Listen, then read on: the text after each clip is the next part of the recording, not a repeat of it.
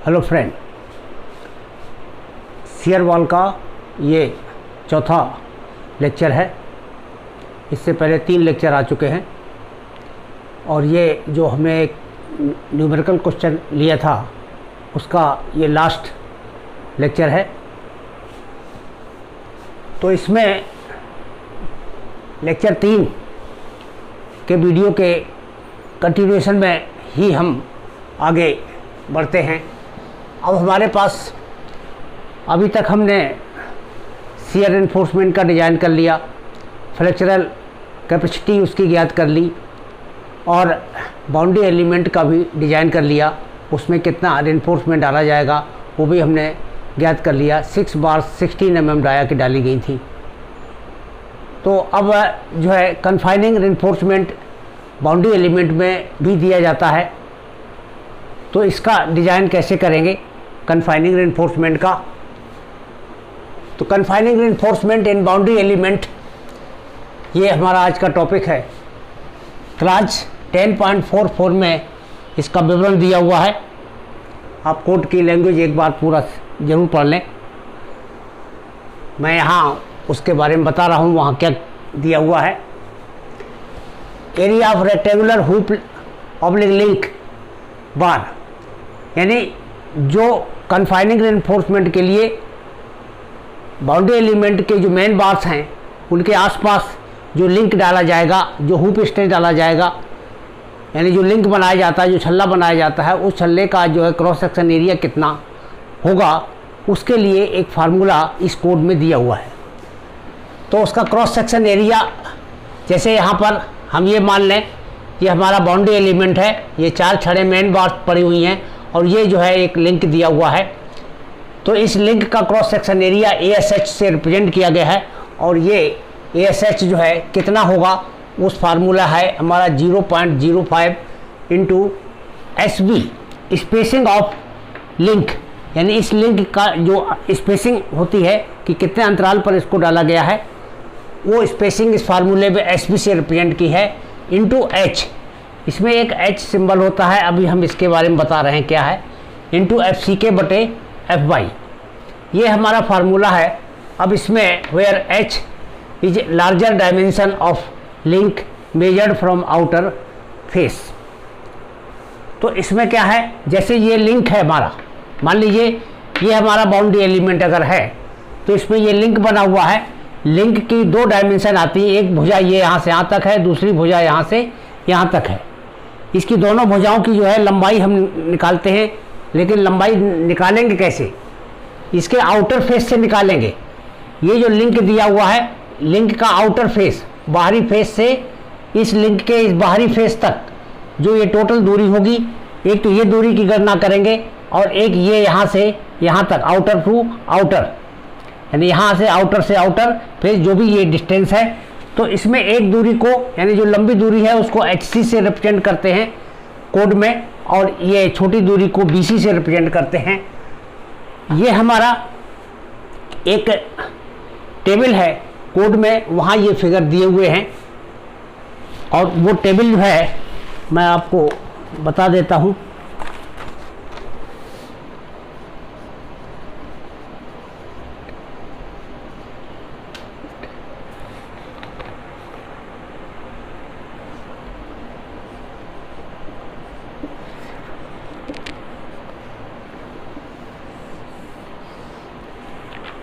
तो यहाँ पर ये HC इसकी बड़ी डायमेंशन है और BC इसकी छोटी डायमेंशन है। ये दोनों फिगर IS कोड की एक टेबल 10 है, इसका क्लास 7.42 है। आप इसी कोड में देख सकते हैं 13920 में, वहाँ पर ये फिगर दिए हुए हैं और यहाँ पर ये लिखा है कि कोई भी ये भुजा जो है 300 मिलीमीटर से अधिक नहीं होनी चाहिए। अगर ये दूरी हमारी 300 मिलीमीटर से अधिक होती है तो बीच में हमको और रेनफोर्समेंट, यानी एक जो है लिंक और देना पड़ता है। तो ये हमारा सिंगल लेग, एक लिंक और यहाँ प्रोवाइड करना पड़ेगा। तो इस तरह से ये दूरी हमारी 2 भागों में बढ़ जाती है।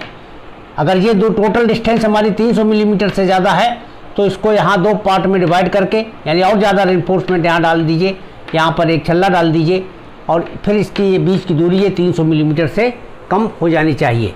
इस तरह से दोनों दूरियां हमारी 300 मिलीमीटर से कम होती हैं। इसी की डिटेलिंग जो है इस टेबल 10 में की गई है। इस टेबल की आवश्यकता हमको इसलिए पड़ती है कि हमको h की वैल्यू एक्चुअली यहाँ कैलकुलेट करनी है अपने बाउंड्री एलिमेंट के संदर्भ में। तो यहाँ पर जो हमारा बाउंड्री एलिमेंट है, मान लीजिए ये इस तरह का है। बाउंड्री एलिमेंट की लंबाई हमारी 500 मिलीमीटर थी और बाउंड्री एलिमेंट की जो चौड़ाई है वो 250 मिलीमीटर थी। और इसमें आपने अभी जब लॉन्गिट्यूडनल स्टील बाउंड्री एलिमेंट का जब डिज़ाइन किया था तो 6 बार ऑफ 16 mm डाया की लॉन्गिट्यूडनल बार डाली गई थी। तो वहाँ पर जो 6 बार डाली गई वो देखिए इसी क्रम में है। ये 4 बार तो ये चारों कोनों पर हैं और 2 बार यहाँ पर हैं इस लंबी भुजा पर, क्योंकि ये हमारी लंबाई 500 मिलीमीटर की टोटल है, ये 300 से ज़्यादा हो रही है, इसलिए इसमें एक बार यहाँ पर देना आवश्यक हो जाता है। तो यहाँ पर हमको क्या कैलकुलेट करना है, तालिका आप देखें कोड में, वहाँ तो ये लिखा हुआ है कि इस बार के सेंटर से इस बार के सेंटर तक इसको HC से रिप्रेजेंट किया हुआ है फिगर में IS कोड के। यहाँ पर भी BC को भी जो है इस बार के सेंटर से इस बार के सेंटर तक की डिस्टेंस यहाँ पर दर्शाई हुई है कि ये BC कहलाती है। तो ये हमारी दोनों डिस्टेंस है, जबकि यहाँ थ्योरी में कोड में ही larger dimension of link measured from outer face, यानी इसके आउटर फेस से नापी जा रही है ये दूरी, ये सेंटर टू सेंटर बार नहीं नापी जा रही है। तो ये लिंक के आउटर टू आउटर नापा जा रहा है। तो लिंक के आउटर टू आउटर नापा जा रहा है। अब इसमें एक चीज़ और यहाँ पर ध्यान होगी कि इसमें कवर कितना दिया जाता है। कवर जनरली यहाँ पर हम 40 मिलीमीटर का मान लेते हैं, लेकिन कवर के बारे में जो बेसिक कंसेप्ट है कि ये कहाँ से माना जा रहा है कि किनारे से, ये हमारी मेन बार देखिए पड़ी हुई है, मेन बार के आउटर फेस से बाहर तक की जो टोटल डिस्टेंस है या टोटल थिकनेस है, इसको अगर हम कवर मानते हैं तो ये 40 मिलीमीटर हमारा यहाँ से यहाँ तक होगा। और एक ये है जो लिंक पड़ा हुआ है या जो स्ट्रिप पड़ा हुआ है, इस स्ट्रिप के आउटर फेस से बाहर जो कंक्रीट की मोटाई है इसको हम कवर मानते हैं। यहाँ एक्चुअली केवल कवर कहना उचित नहीं होगा, हमको ये कहना होगा कि 40 मिलीमीटर का नॉमिनल कवर प्रोवाइड किया गया है। जो आज का कोड है वहाँ पर नॉमिनल कवर शब्द आ गया है, पहले क्लियर कवर और इफेक्टिव कवर थे, अब नॉमिनल कवर और इफेक्टिव कवर है। तो नॉमिनल कवर 40 मिलीमीटर का की जो बेसिक डेफिनीशन है, ये हमने नॉमिनल कवर का एक अलग से वीडियो बनाया है, वहाँ से भी आप देख सकते हैं। तो 40 मिलीमीटर का नॉमिनल कवर कहाँ से माना जाता है, जो मेन बार के ऊपर जो छल्ला डाला जाता है, छल्ले के बाहरी फेस से के बाहर जो कंक्रीट की मोटाई होती है उसी को नॉमिनल कवर मानते हैं। तो ये 40 मिलीमीटर यहाँ से यहाँ तक का हुआ। अब इसके आधार पर हम देखते हैं ये HC हमारा कितना निकल के आना चाहिए। तो पहले हम क्या करते हैं, ये आउटर से आउटर तक की जो है ये टोटल लंबाई हम इसकी गणना करते हैं। तो देखिए यहाँ पर HC की गणना करने के लिए टोटल हमारा साइज कितना है, 500 मिलीमीटर का, ये लिख लिया। ये हमारा यहाँ से यहाँ तक 40 मिलीमीटर ये कम कर दिया, 40 मिलीमीटर इधर से कम कर दिया, तो -2 गुणे 40 हो गया। तो अब ये हमको जो दूरी है कहाँ से कहाँ तक प्राप्त हो गई, लिंक के बाहरी फेस से इधर लिंक के बाहरी फेस तक की ये टोटल डिस्टेंस ये प्राप्त हो गई। ये टोटल डिस्टेंस प्राप्त हो गई। अब इसको चूंकि 2 भाग में डिवाइड किया हुआ है, एक यहाँ से यहाँ तक, एक यहाँ से यहाँ तक, तो इसी डिस्टेंस का आधा कर देंगे तो इस तरह से ये HC की वैल्यू ज्ञात हो जाएगी। तो HC की वैल्यू इस तरह से हमारी यहाँ पर 210 mm यहाँ पर प्राप्त होती है। अब इसके बाद इनके बीच में यहाँ इस भुजा की भी लंबाई निकाल लें। ये हमारा यहाँ पर देखिए 250 मिलीमीटर है, हम यहाँ BC निकालने के लिए 250 मिलीमीटर लिखा। इसके इधर कवर 40 मिलीमीटर का है, इस साइड भी कवर 40 मिलीमीटर का है, तो 2 गुणे 40 ये माइनस कर दिया इसमें से, तो ये हमारा 170 mm प्राप्त हो गया। अब HC और BC ये दोनों भुजाएं निकाल ली हमने, ये भी निकाल लिया, ये भी निकाल लिया, greater of HC and BC। तो इन दोनों में से बड़ा कौन सा निकला, BC हमारा आया 170 mm और HC आया हमारा 210 mm। इस तरह से H की वैल्यू जो है इन दोनों में जो बड़ा है, जो ग्रेटर है, यानी 210 mm आ गया। तो यहाँ से हमने H की वैल्यू कैलकुलेट कर ली। इस फार्मूले में रखने के लिए ये H ज्ञात हो गया। FCK हमको पहले से ज्ञात रहा है 25, और ये FY ये भी ज्ञात है 415 है। अब केवल स्पेसिंग ज्ञात करने को बाकी है। स्पेसिंग के लिए इसी कोड में आगे दिया है मैक्सिमम स्पेसिंग। तो मैक्सिमम स्पेसिंग जो है इसका रूल है लिस्ट ऑफ इन तीन संख्याओं का जो सबसे कम हो उसी को जो है हम तीनों में से जो कम है वही हमारी मैक्सिमम स्पेसिंग होती है। यहाँ पर एक बात ध्यान रखें कि यहाँ पर ये कोड में चेंजेस है। जो हमारा पुराना कोड था 1993 का, उसमें यहाँ 1/4 था। तो इस तरह से अब ध्यान रखें कि इसे तीन पार्ट में डिवाइड किया गया, तीन संख्याएं ज्ञात की गई हैं। इन तीनों में जो सबसे कम हो उसी को हम मैक्सिमम स्पेसिंग के बराबर लिखते हैं, जिसमें हमारा पहला है 1/3 of minimum dimension of boundary element. यानी जो बाउंड्री एलिमेंट हमारा ये है, इसकी मिनिमम डायमेंशन कौन सी हो गई? ये 500 है, ये 250 है, 250 है। तो ये 250 हमारा मिनिमम डायमेंशन हो गई। तो मिनिमम डायमेंशन का 1/3 यहाँ निकाला, 250 का 1/3, तो ये हमारा 83 mm यहाँ से प्राप्त हो गया। इसके बाद सेकंड कॉलम है 6 डाया ऑफ स्मॉलेस्ट लॉन्गिट्यूडनल बार। जो इसमें लॉन्गिट्यूडनल बार्स पड़ी हुई है, यानी ये कितनी पड़ी हुई है? ये 16 mm डाया की 6 बार्स पड़ी हुई है। इसमें चूँकि सारी बार्स एक ही साइज की हैं, इसलिए वही हमारी स्मॉलेस्ट है, वही हमारी लार्जेस्ट है। तो स्मॉलेस्ट लॉन्गिट्यूडनल बार जो है वो 16 mm ही हो गया। तो 6 × 16 mm, 6 × 16 ये हमारा 96 mm हो गया। और तीसरा 100 mm दिया हुआ है। अब इन तीनों संख्याओं में से ज़रा देख लीजिए कि विच इज लीस्ट। ये 100 mm है, ये 96 mm है, ये 83 mm है। तो लीस्ट हमारा कितना हुआ? 83 mm। तो हमारा जो मैक्सिमम स्पेसिंग है वो 83 mm से ज़्यादा नहीं रखी जाएगी। ये केवल जानने के लिए हमने ये मैक्सिमम स्पेसिंग यहाँ से ज्ञात की है। तो मैक्सिमम स्पेसिंग ज्ञात करने के लिए ये हमने निकाल लिया कि 83 mm से ज़्यादा स्पेसिंग कन्फाइनिंग रेनफोर्समेंट का जो लिंक बनाया जाएगा, छल्ला बनाया जाएगा, उसकी जो है स्पेसिंग 83 mm से ज़्यादा नहीं रखेंगे। ये निकाल लेने के बाद अब हम क्या एज्यूम कर लेते हैं कि मान लीजिए हम लिंक जो है 8 mm व्यास का बना रहे हैं, 8 mm डाया का लिंक बना रहे हैं। तो 8 mm डाया का जब हम लिंक बना रहे हैं तो उसका cross section area ASB ASH जो है ये हमको मालूम हो जाएगा, क्योंकि ये फार्मूला इसी का एरिया निकालने के लिए तो है।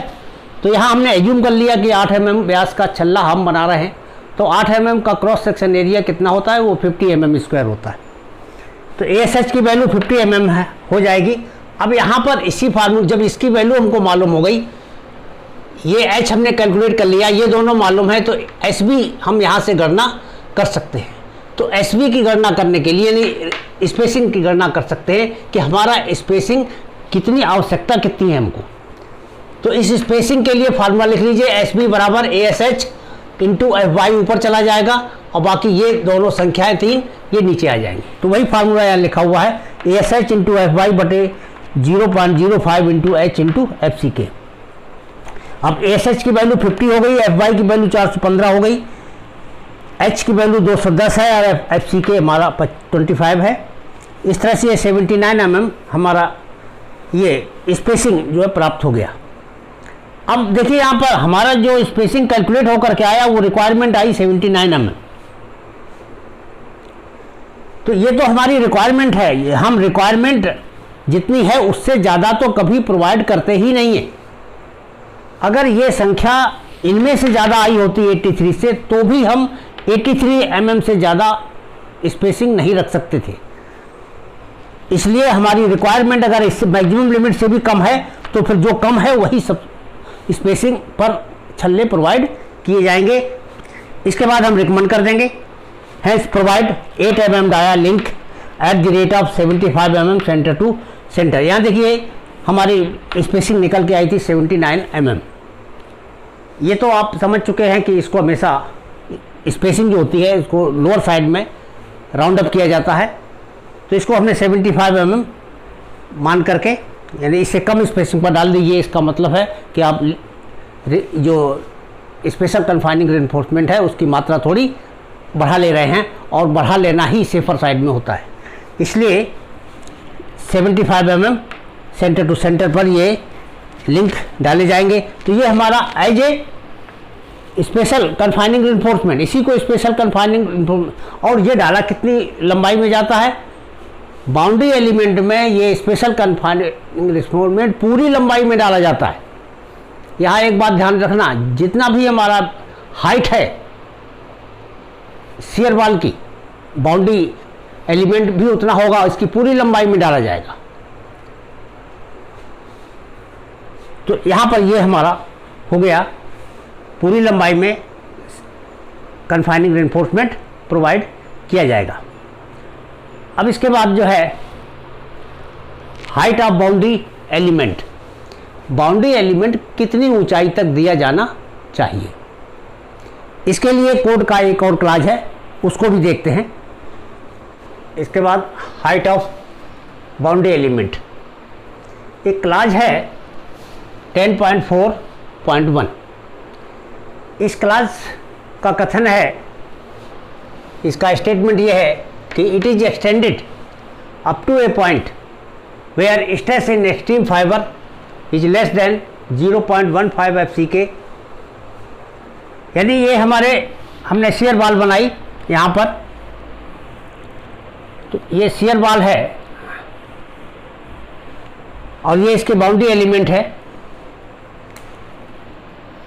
और बाउंड्री एलिमेंट, अब सवाल ये उठता है कि हमने जो बाउंड्री एलिमेंट में स्टील की मात्रा डिसाइड की थी वो बॉटम में मैक्सिमम जो स्ट्रेस है वो कहाँ डेवलप होगा, बॉटम में डेवलप होगा, क्योंकि यहाँ पर जो ये अर्थक्वेक लोड है ये डिफरेंट लेवल पर अलग अलग क्वांटिटी में कार्य करते हैं। ये आपने अर्थक्वेक लोड के एनालिसिस का क्वेश्चन किया है, तो फिर वहाँ से आपको पता है कि हर स्टोरी पर, हर फ्लोर पर अलग अलग फोर्स कार्य करते हैं, शियर फोर्स। तो यहाँ पर शियर फोर्स कम होगा, यहाँ पर ज़्यादा होगा, यहाँ पर सबसे ज़्यादा होगा, क्योंकि नीचे पर सबका जो है जोड़ होता है, सम होता है। तो इस तरह से जब ऊपर हमारा शियर फोर्स कम हो जाएगा, अर्थक्वेक लोड कम हो जाएगा, तो बेंडिंग मोमेंट भी कम हो जाएगा। बेंडिंग मोमेंट कम हो जाने से हमारा मैक्सिमम स्ट्रेस की वैल्यू भी बॉटम में कम हो जाएगी। तो यहाँ पर जो है ये स्ट्रेस भी हमारा कम हो जाता है। एक्चुअली इसमें क्या है कि इसके लिए हमको पूरे डिटेल चाहिए होते हैं कि अर्थक्वेक लोड पर स्टोरी कितना कार्य कर रहा है, उसके हिसाब से ही हम ये तय कर पाएंगे प्रत्येक फ्लोर पर के ऊपर जितना अर्थक्वेक लोड लगा है, केवल हम उसी को गणना में शामिल करेंगे, और उसको गणना में शामिल करके उसी के आधार पर हम मोमेंट कैपेसिटी निकालेंगे, और मोमेंट कैपेसिटी निकाल करके फिर हम निकालेंगे कि बॉटम में रिजल्टेंट जो मैक्सिमम स्ट्रेस डेवलप हुई है, एफ मैक्सिमम की जो वैल्यू आई है वो कितनी है। तो इस तरह से एफ मैक्सिमम हम यहाँ पर हम हर फ्लोर पर अलग अलग निकाल लेंगे। जिस बिंदु पर उस एफ मैक्सिमम का मान, ये maximum stress in extreme fibre, इसका मान 0.15 FCK से कम हो जाए, तो 0.15 FCK की वैल्यू कितनी है, 0.15 इंटू 25 यानी 3.75 न्यूटन पर mm² हो गई। यानी इससे अगर ये हमारा मैक्सिमम स्ट्रेस कम हो जाता है तो उसके ऊपर बाउंड्री एलिमेंट को ले जाने की आवश्यकता नहीं होती। तो यहाँ पर हम बाउंड्री एलिमेंट डालेंगे, ये इसका कन्फाइनिंग रेनफोर्समेंट है, इस तरह से बनाते हुए चले आएंगे। और मान लीजिए यहाँ पर आकर के ये हमारी कंडीशन सेटिस्फाई हो गई, तो केवल यहीं तक हम बाउंड्री एलिमेंट बनाएंगे। इसके बाद ये हिस्सा जो है प्लेन कर देंगे, यानी प्लेन शियर वॉल हो जाएगी, इसमें कोई बाउंड्री एलिमेंट अलग से नहीं होगा। जो रेनफोर्समेंट हमने शियर रेनफोर्समेंट में डाला है वही रेनफोर्समेंट यहाँ पर कंटिन्यू कर देंगे। तो ये हमको अलग से रेनफोर्समेंट देना पड़ेगा जो बीच में आ रहा है। जैसे वर्टिकल रेनफोर्समेंट हमारा ऐसे आ रहा था, यहाँ तो हमारा मेन रेनफोर्समेंट जा रहा है, नीचे इस पोर्शन में ये वाला रेनफोर्समेंट नहीं पड़ा हुआ है, तो ये रेनफोर्समेंट अलग से देना होगा। जब अलग से देना होगा तो इसको यहाँ पर ओवरलैप करना होगा, इसके अंदर ले जाना होगा बाउंड्री एलिमेंट के अंदर, तब जाकर के इसको कनेक्ट करेंगे। तो इस तरह से ऊपर के हिस्से में जो है बाउंड्री एलिमेंट नहीं बनाया जाता है। इसी को कहते हैं कि हाइट ऑफ बाउंड्री एलिमेंट कितना होना चाहिए। इसकी वजह से बहुत ज़्यादा आवश्यकता नहीं होती है। अगर हम इसके स्थान पर पूरी लंबाई में इसको प्रोवाइड कर देते हैं तो ये देख लेते हैं कि कितनी हाइट ऊपर है, तो इसमें बहुत ज़्यादा इकोनॉमी डेवलप नहीं होती, इकोनॉमी नहीं आती है। तो इस तरह से हम, लेकिन फिर भी अगर हम कंप्लीट डिज़ाइन करते हैं तब हमको ये निकालना होगा कि बाउंड्री एलिमेंट कितनी ऊंचाई का बनाया जाए। तो ये इसके बाद एक स्केच के द्वारा हम बाउंड्री एलिमेंट का क्रॉस सेक्शन दर्शा देते हैं। ये हमारा बाउंड्री एलिमेंट एक हो गया, एक बाउंड्री एलिमेंट ये हो गया। मेन रेनफोर्समेंट हमारा इस डायरेक्शन में जा रहा है, ये तो हॉरिजॉन्टल रेनफोर्समेंट हो गया, ये भी हॉरिजॉन्टल हो गया। वर्टिकल रेनफोर्समेंट इस तरह से दर्शाएंगे।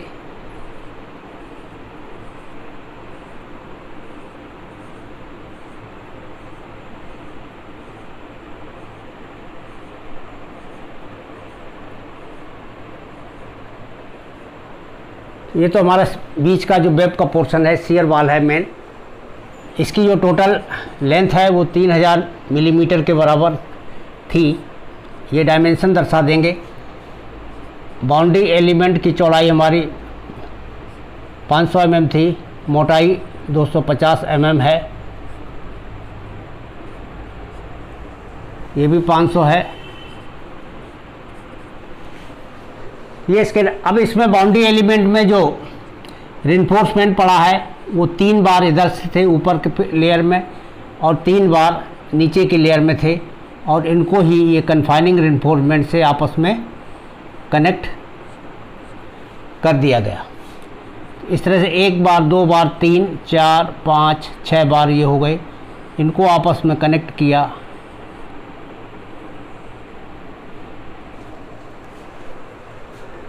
तो ये क्रॉस सेक्शन बना दीजिए। दोनों स्टील की क्वांटिटी यहाँ लिख दीजिए, उनकी स्पेसिंग बता दीजिए कि हॉरिजॉन्टल रेनफोर्समेंट कितने mm व्यास का था, कितनी स्पेसिंग पर है, 250 mm की स्पेसिंग पर है, और वर्टिकल कितना है, ये 180 की स्पेसिंग पर है, और 10 mm की दोनों बार्स हैं। तो ये क्रॉस सेक्शन बना दीजिए, और अगर समय है तो इसका एलिवेशन भी बना दीजिए। तो ये हमारा शियर वॉल का डिज़ाइन हमारा पूरा हो रहा है। तो इस टॉपिक को या ये क्वेश्चन यहीं पूरा हुआ। Thank you.